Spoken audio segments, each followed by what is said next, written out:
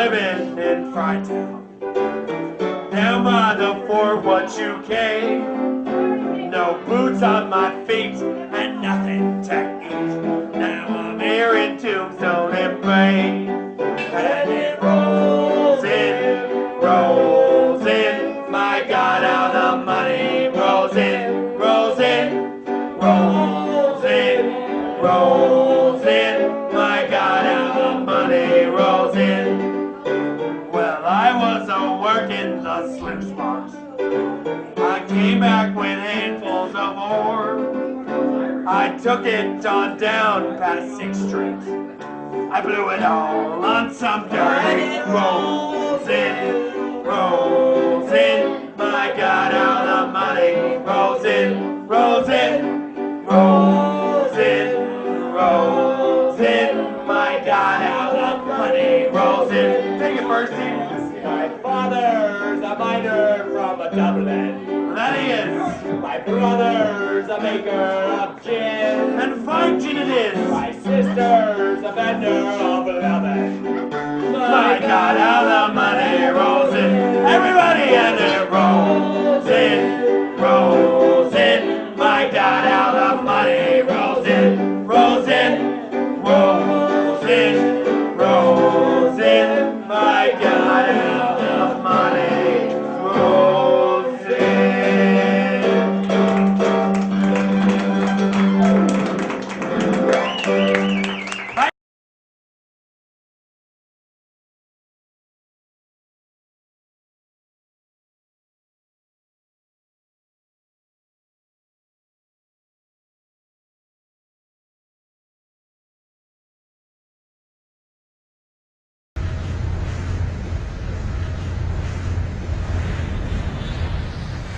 I'd like to talk for a minute about an issue that's getting more and more attention. That's the issue which scientifically is called stratospheric aerosol geoengineering, also called the chemtrail issue. Oh my God.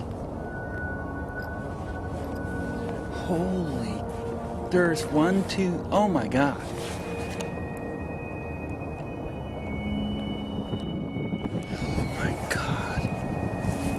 Could a strange substance found by a southwest Arkansas man be part of a government test? Well, that's the question at the heart of a phenomenon called chemtrails. Well, they say the government is dumping chemicals on us to control or manipulate the weather. And they say the unusual-looking jet trails in the sky are actually chemical-laden chemtrails.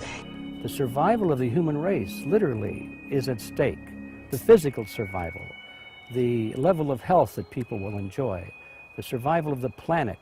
If you're concerned about the environment, this is your issue. You could use barium oxide, for example, which makes big fluffy clouds. You could use tiny little bits of aluminum, which is benign in the environment, and essentially manage the climate. That is not rain, that is not snow. Believe it or not, military aircraft flying through the region is dropping chaff. Small bits of aluminum, sometimes it's made of plastic or even metallized paper products, but it's used as an anti-radar issue, and obviously they're up there practicing. Now, they won't confirm that, but I was in the Marine Corps for many years, and I'll tell you right now, that's what it is. And tonight, one woman says the government's own data shows the chemicals are showing up in our drinking water. So basically, they want to eliminate our ability to eat organic food, have clean water. So in some ways, it sounds to me like, and you know, again, it's just a projection, but it sounds to me like this is control. How do we control the masses?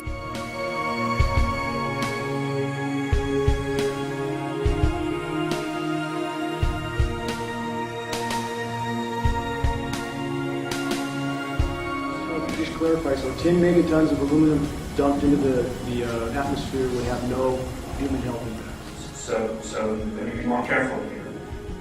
We're to separate out the toxicological, so the aluminum we've only begun to research and polishing out.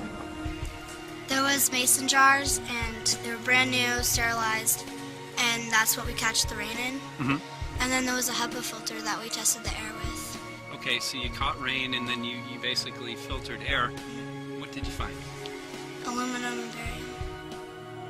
But this is virtually exactly what the geoengineers described and did describe in the conference, as you know, as the result of spraying aerosols, a white haze that would eliminate our blue skies. It's exactly what we see. So it's baffling to many of us how people can not give this issue the serious attention that it deserves when it's virtually everything the scientific community is describing as something they urgently want to do, but they still don't admit they are doing.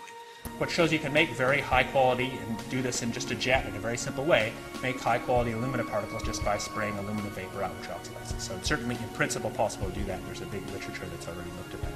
Aerosol geoengineering looks like it is so cheap that the cost is basically not going to be an issue. That means that implementation decisions will be risk-to-risk decisions.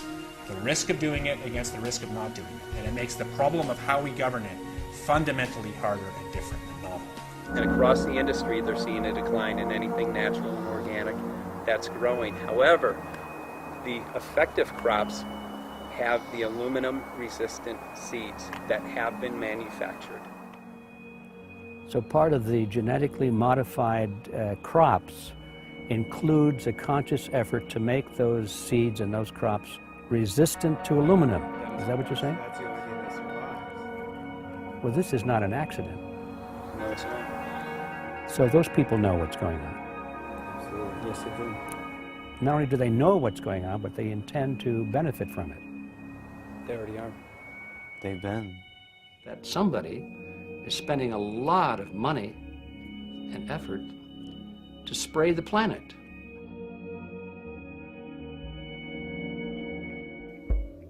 A new documentary film is hitting the info war, October 22nd, 2010. For more than 15 years, I've been studying aerosol spray campaigns, weather modification. The laymen know it as chemtrails. And for 2 years, I've been in production for a massive documentary focusing on chemtrails as the central piece in an overall global domination, full spectrum dominance population reduction program. Until the mid-1990s, jet aerosol spray did not persist. It didn't stay there.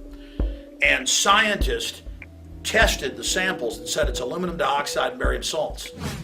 That's why when G. Edward Griffin contacted me about his film that he's producing with these amazing maverick filmmakers, what in the world are they spraying? I was so excited. Then I had a chance to see the raw cut of the film that's now been completed and is being mass produced as we speak, and I was blown away. We've been sent footage by listeners all around the world showing this aerosol spray campaign that you're seeing from Reno, Nevada in this time-lapse footage. If we can educate the public about this operation, we can have a huge effect. If you want to understand the type of 21st century warfare that free humanity is under, the film, What in the World Are They Spraying, is for you. This documentary will really wake people up. And that's why I'm very excited to be involved with this production at the level of promotion. I want to ask everybody to pre-order What in the World Are They Spraying at Infowars.com so you'll get it first when we ship it out October 22nd, 2010. So I salute the filmmakers and I ask all of you to get involved today and to make sure that everyone in your circle understands just how deep this globalist program is. The film is What in the World Are They Spraying? Pre-order it now and see it first on DVD at Infowars.com.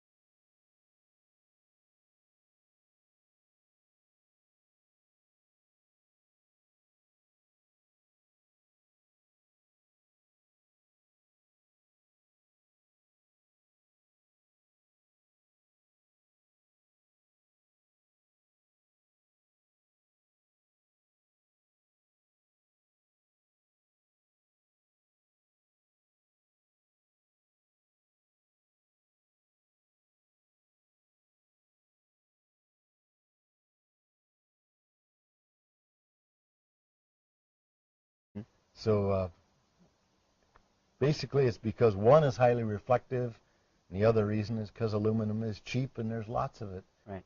What would be a typical normal level of these metals that we're now finding in the rainwater testing? Normal in rainwater should be 0. It should be 0. Now, what are we finding as an average, would you say?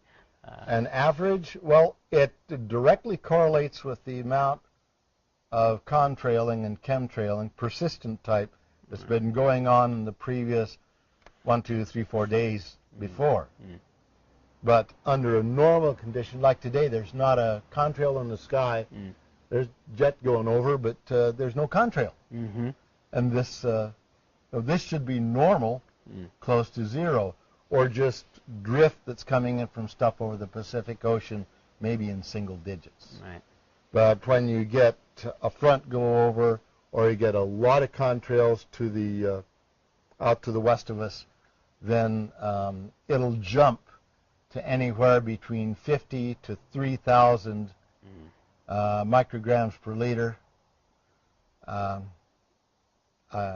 Excuse me, micrograms per kilogram, milligrams per kilogram, or micrograms per liter. It'll do something like that. For popular terms, just say parts per billion. And these parts per billion have gone anywhere from right here in this yard, highest 3,000, lowest single digits, and up on the mountain where the hikers are drinking the water, highest one was 61,100. More typical, somewhere around 10,000 parts per billion, which is, in my opinion, dangerous to drink at that level. You know, from a lot of the testing that we've done, we've found that after heavy days of geoengineering activity, the first rainfall tends to have higher concentrations than if you were to take a rain sample a little bit later on. Could you explain why that is? It takes anywhere from a half a day to 3 or 4 days for the stuff to come down, and the rain brings down a great deal of it. So that's why the first shot of rain that's coming through after a intense chemtrail event always has a lot more in it than the stuff that's washed out with the continued storm. The stuff toward the latter end of a big storm, 40, 50, less than 100, stuff that comes down in the first wave, thousands parts per billion of aluminum. If aluminum is somewhere in the thousands, then the strontium and barium is usually in the high hundreds somewhere. Although we have seen stuff there where the concentration was in the tens of thousands, and the strontium and barium was in the thousands. I think what's something that's pretty important for people to understand is that these heavy metals, especially aluminum, are naturally occurring in earth, in soil. Oh, yeah, this soil underneath us, I tested it underneath the house, 13,000. Right. Another area in town, tested it there, 11,000. Another place, somewhere around 12. Yeah. So around here, apparently, our normal soil has about 13,000 ppb. But since the chemtrail starting, this garden area out here and the lawn, 20,000 plus. Yeah. You know, I think so it's going up, and it's stuff coming down the rain is gradually building up the levels of aluminum, barium, strontium here in my garden. I think it's important for people to understand that it is not naturally occurring. These heavy metals are not naturally occurring in our atmosphere. No, it's not naturally occurring in the atmosphere. There's always a little bit of dust. Right. And, for instance, Scientific American magazine, this one, I think it's, what is it? It's one of the February 2012. They have an interesting article in here about dust from Africa going into Florida. And that's true, but we're not getting dust from Asia coming all the way across the Pacific into the west coast of America. That doesn't happen. But it does come out of Africa and hit Florida and the Caribbean somewhat. So we do know, of course, that's south of the equator, so it makes it from Africa over to South America, Mexico, and the Gulf of Mexico. It'll do that, but it's not coming from Asia all the way to California. Yeah, you know, it's